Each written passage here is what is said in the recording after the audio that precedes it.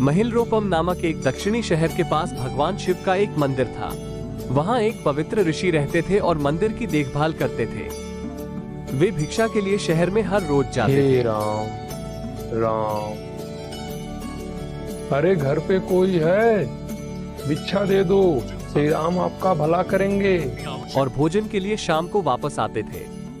वे अपनी आवश्यकता से अधिक एकत्र कर लेते थे और बाकी का बर्तन में डालकर गरीब मजदूरों में बांट देते थे, जो बदले में मंदिर की सफाई करते थे और उसे सजावट का काम किया करते थे। उसी आश्रम में एक चूहा भी अपने बिल में रहता था और हर रोज कटोरे में से कुछ न कुछ भोजन चुरा लेता था। जब साधु को एहसास हुआ कि एक चूहा भोजन चोरी करता है तो उन्होंने इसे रोकने के लिए सभी तरह की कोशिशें की। उन्होंने कटोरे को काफी ऊंचाई पर रखा ताकि चूहा वहां तक पहुंच न सके, और यहां तक कि एक छड़ी के साथ चूहे को मार भगाने की भी कोशिश की। लेकिन चूहा किसी भी तरह कटोरे तक पहुंचने का रास्ता ढूंढ लेता और कुछ भोजन चुरा लेता था।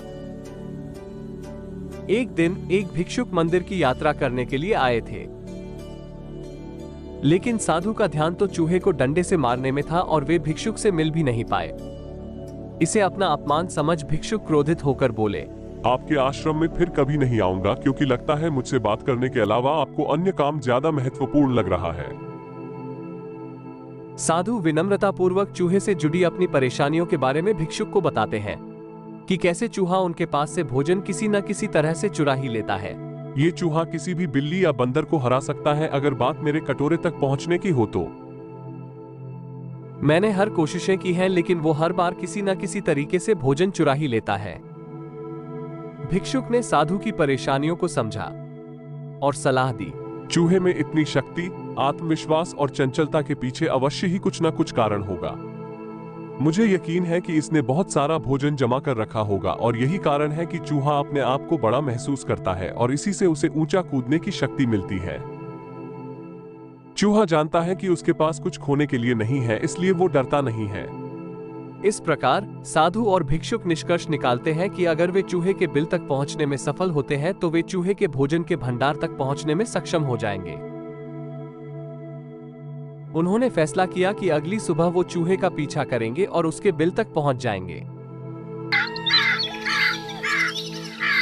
अगली सुबह वो चूहे का पीछा करते हैं और उसके बिल के प्रवेश द्वार तक पहुंच जाते हैं। जब वो खुदाई शुरू करते हैं तो देखते हैं कि चूहे ने अनाज का एक विशाल भंडार बना रखा है।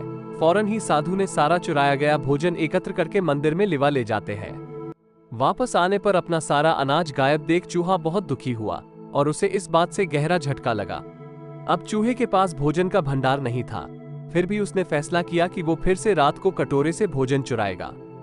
लेकिन जब उसने कटोरे तक पहुंचने की कोशिश की तब वो धड़ाम से नीच गिर गया और उसे यह एहसास हुआ कि अब न तो उसके पर शक्ति है और न ही आत्मविश्वास। उसी समय साधु ने भी छड़ी से उस पर हमला किया।